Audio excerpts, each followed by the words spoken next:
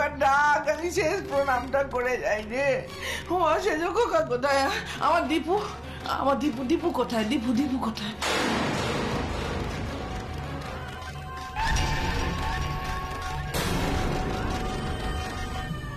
এই তো মা, এই তো আমি এসে গেছি।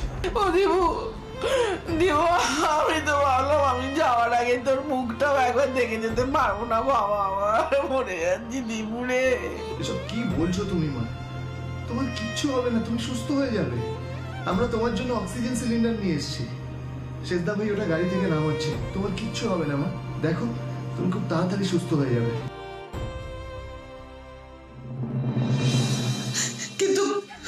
কিন্তু তোর বউ তো দিদিকে মেরে ফেলার তাল করছে রে। মানেটা কিছুই না দীপু বাবু, আমি আন্টি মানের জন্য এই বম ব্লাস্ট শরবতটা বানিয়েছি, কিন্তু আন্টি তো এটা কিছুতে খাওয়াতেই দিচ্ছেন না। কি বললেন আপনি? বম ব্লাস্ট শরবত? মানে কি আছে ওতে? আরে বাবা তেমন কিছু না, সব ঘরোয়া জিনিস। ও একটু জোয়ান বাটা, একটু জিরে গুঁড়ো,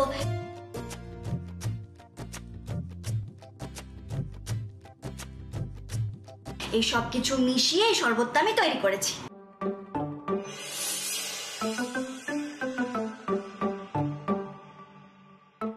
এই নিন, শরবতটা খেয়ে একটু পায়চারি করুন দেখি, পেটের ব্যথা, বুকের ব্যথা সব কমে যাবে।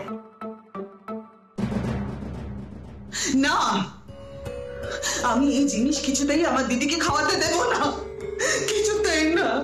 আরে বাবা, কিন্তু এগুলো তো সব ঘরোয়া জিনিস, এগুলো যদি পেটে যায় কোনো ক্ষতি তো নেই শরীরের জন্য। আর অপু তো সব শরীরের জন্য যেগুলো উপকারী সেই সব জিনিসপত্র দিয়ে জিনিসটা বানিয়েছে। মা, আমার মনে হয় তুমি আবার খেয়ে দাও, খাও।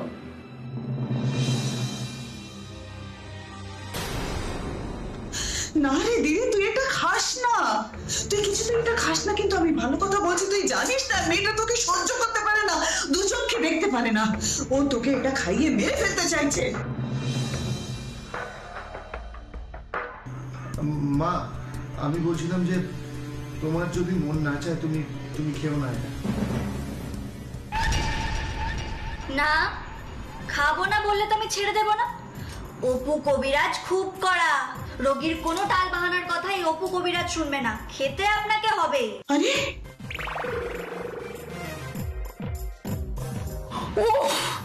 এই মেয়ে আমাকে শরবত খাইয়েই ছাড়বে রে, আমাকে স্বর্গে পাঠিয়েই ছাড়বে। দাও দাও ওই শরবত আমি গিলি, কি ওই পটকা ব্লাস্ট শরবত খেয়ে আমি স্বর্গে যাওয়ার রাস্তাটা প্রশস্ত করে দাও। উড়িবা, পটকা ব্লাস্ট নয় আন্টি মান, বম ব্লাস্ট। উড়িবা, চুপ করো তো, দাও দাও দেখি দাও। দিদি এটা খাস না। না আমি খাবোই, দাও দাও তো।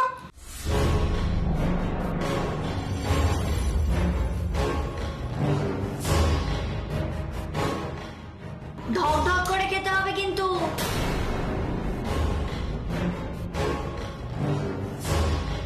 না রে দিদি না।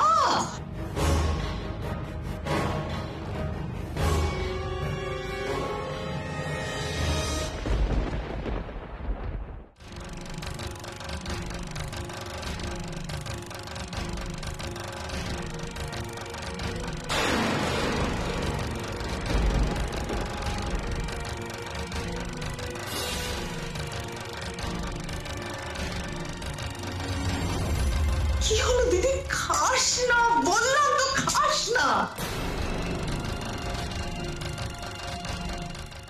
আরে আরে এরকম থেমে থেমে খেলে হবে না, ঢক ঢক করে খেতে হবে। খান।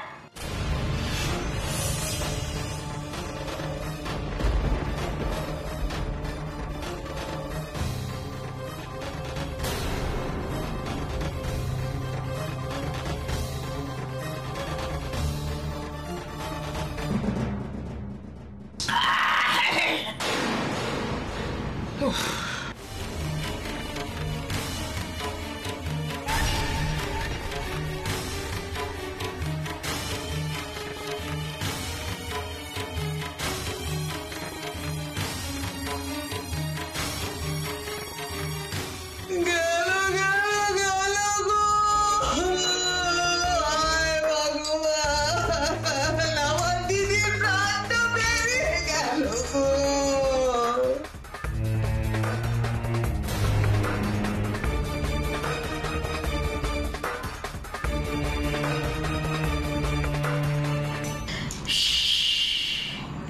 এবার আমি 1 2 3 গুনবো, আর আন্টিমান এমন জোরে একটা ঢেকুর তুলবেন যে পাশের বাড়ির পান খাওয়া ঠাকুমা তার ঘুম ভেঙে যাবে, ভাববে কোথাও বোম টোম ফাটছে হয়তো।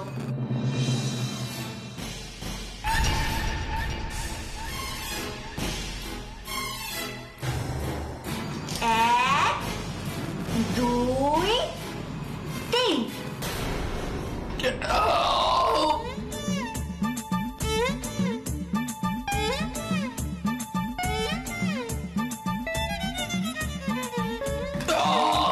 Yes!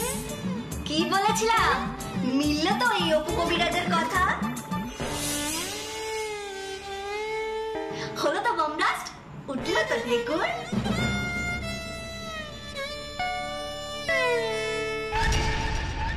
মা মা তুমি তুমি ঠিক আছো তো? তোমার বুকে ব্যথা কমেছে মা? হ্যাঁ রে দীপু, হ্যাঁ অনেকটা কমেছে রে, তবে না এই পেটের কাছে হালকা চিনচিন করছে। আরে বাবা কমে যাবে, ওটাও কমে যাবে। নিন আপনি এবার খাট থেকে নেমে একটু পায়চারি করুন, দেখবেন ভালো লাগছে।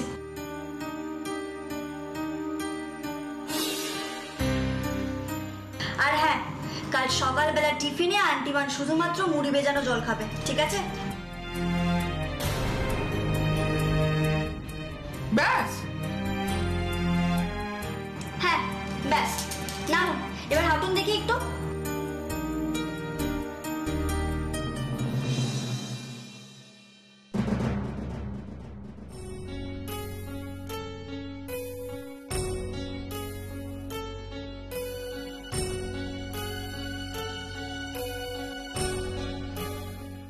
কি গো মা, এখন ঠিক লাগছে তো? হ্যাঁ একটু ঠিক লাগছে।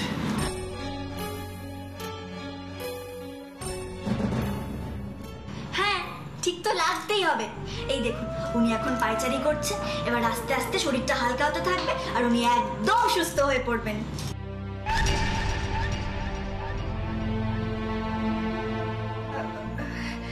হ্যাঁ, আমার না মনে পড়েছে, অপু মাঝে মাঝে এই শরবতটাই বাবাকে বানিয়ে দিত। তখন তো আমি সেটাই বলছিলাম, তুই তো শুধু শুধু ভয় পাচ্ছিলি দিদিভাই। এমন ভান করছে যেন নতুন কোনো গ্রহ আবিষ্কার করেছে। বানিয়েছে তো নুন জোয়ানের শরবত, ও তো আমিও পারি। সে যাই বলো না কেন মাসিমা, কিন্তু বিপদের সময় গ্যাস অম্বলের এই সহজ ঘরোয়া টোটকাটা তো আর কারোর মাথায় আসেনি। সেটা কিন্তু অপুরই মাথায় এসছে, আর ও কিন্তু ঠান্ডা মাথায় সেটা বানিয়ে মাকে দিয়েছে। কেমন বলবো? সত্যি তো অপু কি সুন্দর উপস্থিত বুদ্ধি লাগিয়ে এত কঠিন ব্যায়ামের এত সহজ উপায় বের করে দিল, তাই না?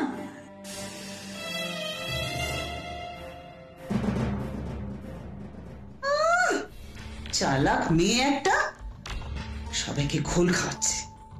আমি বলে রাখছি, খুব সাবধান, খুব সাবধান সবাই। এই মেয়েটা কিন্তু সবাইকে ঘোল খাইয়ে ছাড়বে।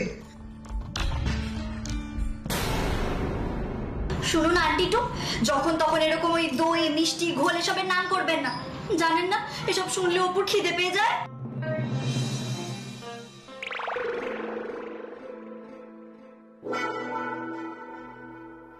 ও দীপু, দীপু তুই তোর বাবাকে ফোন করে বলে দে, আর ডাক্তারবাবুকে ডাকার দরকার নেই, আমি ঠিক আছি, আমি ঠিক আছি। হ্যাঁ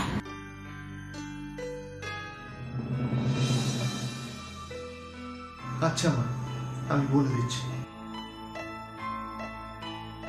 শোন না, তোর এখন যা তো, যা দেখি না আমি একটু শোবো, যা। আপনার কাছে তো কারোর একজনের থাকার দরকার, আপনাকে এভাবে একা ছাড়া যাবে না। অন্তত যতক্ষণ না বাবা ফিরছে ততক্ষণ কি একজন থাকুক এখানে।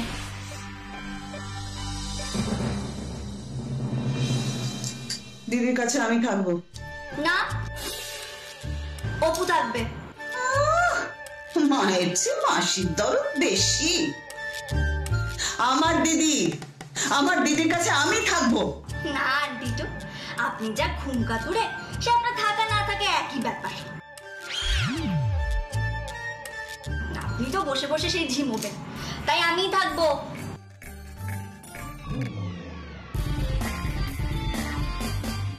দেখ দেখ দিদি, দেখ কিভাবে আমাকে অপমান করছে সকলের সামনে। ও কিন্তু সারাক্ষণ আমাকে আর মেজ বৌমাকে অপমান করে।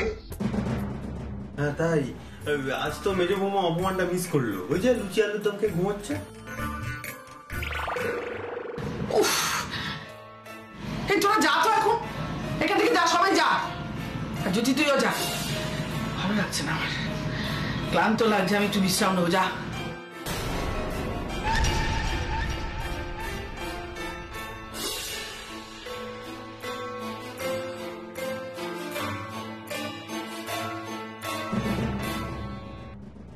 দীপু বাবু আপনিও যান, আমি আছি এখানে। আচ্ছা, আমি আসছি তাহলে। এই যে ওমে, এবার এখান থেকে যাওয়া হোক, আর আমার হাত জ্বালিও না তুমি। না না না না না না, অপু এখান থেকে এক পাও নড়বে না, গ্যাক হয়ে বসে থাকবে যতক্ষণ না আপনি ঘুমোচ্ছেন। ওই তো পাশে জল রাখা আছে, একটু জল খান দেখি।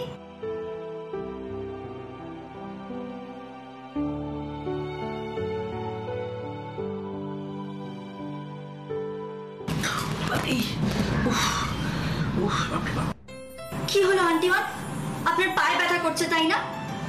দীপু বাবু আমাকে বলেছিল বেশিক্ষণ দাঁড়িয়ে কাজ করলে আপনার পায়ে ব্যথা করে। কি আর করা যাবে? করা যাবে, আপনি পাটা তুলে বসুন, আমি আপনার পায়ে তেল মালিশ করে দিই।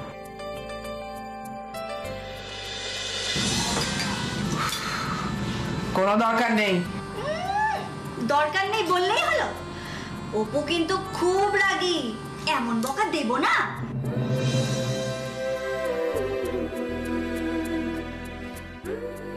চুপচাপ ঘুমিয়ে পড়ুন, দেখি পা দুটো।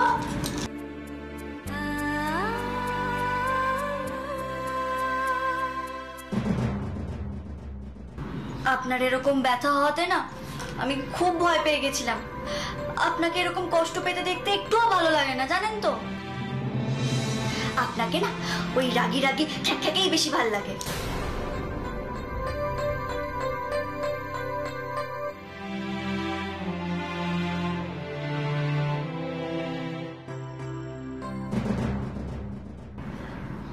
ওমা, আন্টিওয়ান আপনি এরকম মটকা মেরে উপরে থাকতে পারেন?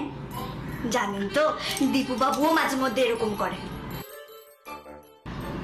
চোখ বন্ধ, একদম চোখ বন্ধ, চুপচাপ ঘুমিয়ে পড়ুন দেখি ভালো মেয়ের মতো।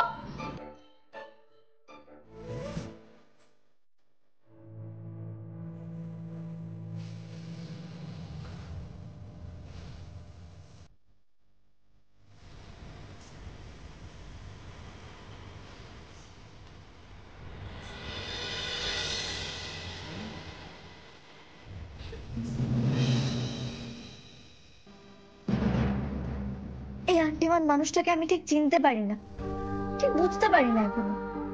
অপুর তো মনে হয় উনি খুব রাগী, কড়া দাঁতের মানুষ, কিন্তু জেনুইন সৎ মানুষ। ওনাকে তো কখনো অসৎ মানুষ বলে মনে হয়নি আমার। কিন্তু কিন্তু দিদি ভাইয়ের বিয়ের সময় উনি আমার বাবার কাছ থেকে যে পণের টাকা নিয়েছিলেন, সেটা কি ছিল? এত কিছুর পরেও, মানুষটাকে এত কাছ থেকে দেখার পরে ওই কথাটা এখনো আমার মনে কাঁটার মতো বিঁধে আছে। এটার সত্যতা কি আমি কখনো যাচাই করতে পারবো কোনোদিনও?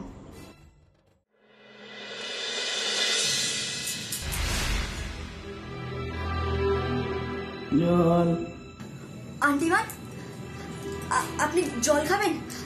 আন্টিমান, জল খাবেন? আন্টিমান, কি গো, তুমি কি সারা রাত এখানেই জেগে বসে আছো নাকি?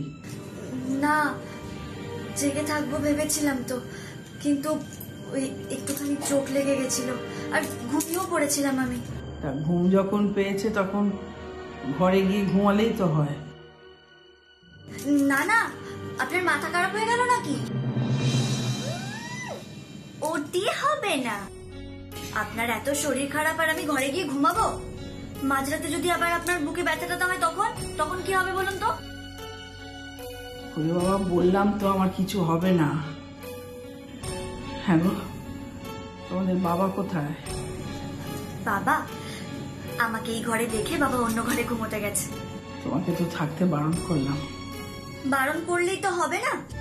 আর অপু কি আজ পর্যন্ত কারোর বারণ শুনেছে নাকি? আর আপনিই তো বলেন অপু খুব অবাধ্য মেয়ে। হ্যাঁ, তো কিছু কি ভুল বলি? হ্যাঁ, না না, আমার আন্টিমান কখনো ভুল বলতেই পারে না। আমার আন্টিমান তো হলো গিয়ে রে বাপ রে বাপ, কিচিরমিচির পাখির মতো কিচিরমিচির করেই চলেছে। উফ, বাপ রে বাপ। এবার না না, অন্য পাখি নয়, প্যাঁচা প্যাঁচা। পাখি আর এত রাতে আপনি কোথায় পাবেন? প্যাঁচাই পাবেন। হ্যাঁ, প্যাঁচা, হুতুম প্যাঁচা তুমি একটা। কুক্ষণই না জল খেতে উঠেছিলাম, বাপ রে বাপ। উফ উফ উফ, বাপ রে বাপ। উফ,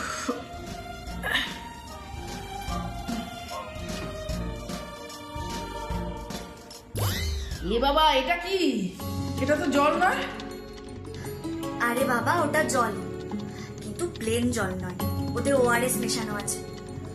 আপনার পেটে ব্যথায় এত কষ্ট হলো, আর আমি আপনাকে প্লেন জল খেতে দেবো?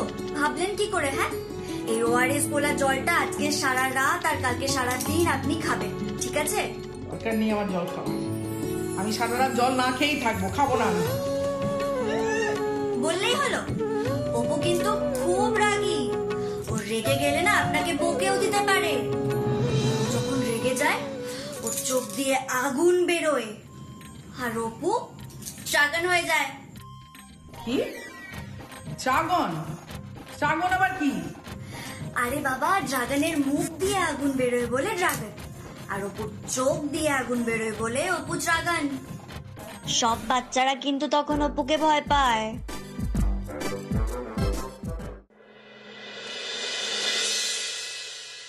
হুমা, তুমি হাসছো কেন? ভয় পেলে না আপনাকে কেমন যেন বাচ্চাদের মতো দেখায়। জানেন তো, আমাদের পাড়ার টেপি আছে, ও ভয় পেলে না ওর মুখটাও কেমন যেন আপনার মতো হয়ে যায়। কি? তুমি আমাকে টেপি বললে? না না, কিছু না, মানে টেপির মতো আর কি। খুব সুইট লাগে। জানেন তো, আপনিও যখন ঘুমোন না আপনাকে বাচ্চাদের মতো লাগে।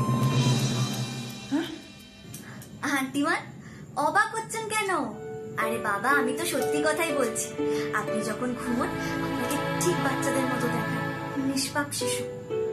অন্য সময় কেই বা বলবে এই নিষ্পাপ শিশু সিংহের মতো গর্জন করে ওঠে। এই কি কি বলছো তুমি? হ্যাঁ, কি বললে? এই না না, কিছুই বলিনি। কই, কিছু না তো। আন্টিমান, আপনি না এবার ঘুমিয়ে পড়ুন। আমি আপনাকে একটা ঘুম পাড়ানি গান শুনিয়ে ঘুম পাড়িয়ে দিচ্ছি। সোনা ঘুমালো, পাড়া জোড়ালো, বর্গি এলো। থাক থাক থাক বাবা, এই মাঝরাতে হেঁড়ে গলায় তোমাকে আর গান গাইতে হবে না, থাক। বাপরে বাপ, হে ভগবান, কি জ্বালায় পড়েছি। আগে তো চিন্তার শেষ নেই, তার উপর আবার চিন্তার পাহাড়। এত কিসের চিন্তা শুনি আপনার? আমার চিন্তা কিসে সে তুমি বুঝবে না। উফ, বাপরে, ও মা, মা গো, ও বাবা, ও মা।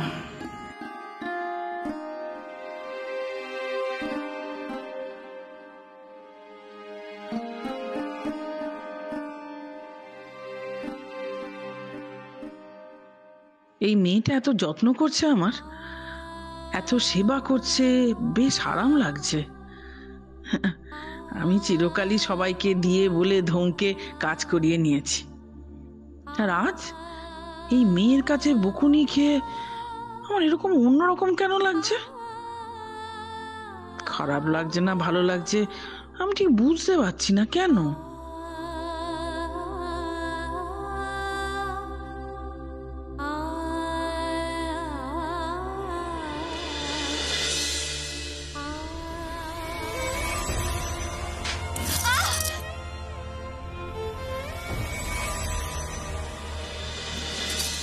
আর এটা নাও, গিয়ে নতুন বউকে গিয়ে পড়িয়ে দাও। একজন মানুষের কতগুলো রূপ হয় আমরা বুঝতেই পারি না।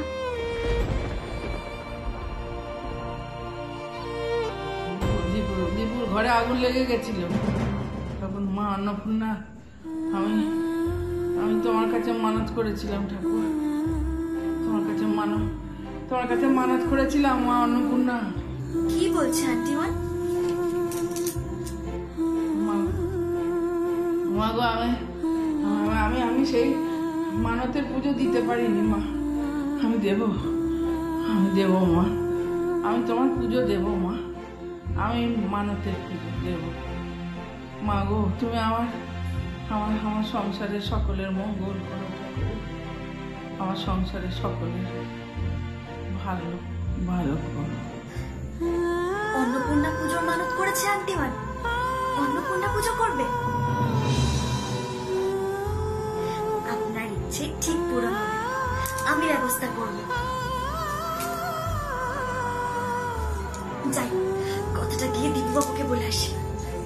আন্টিমা তো এখন ঘুমিয়েই পড়েছে, এই সুযোগে কথাটা আমাকে বলে আসি। যাই।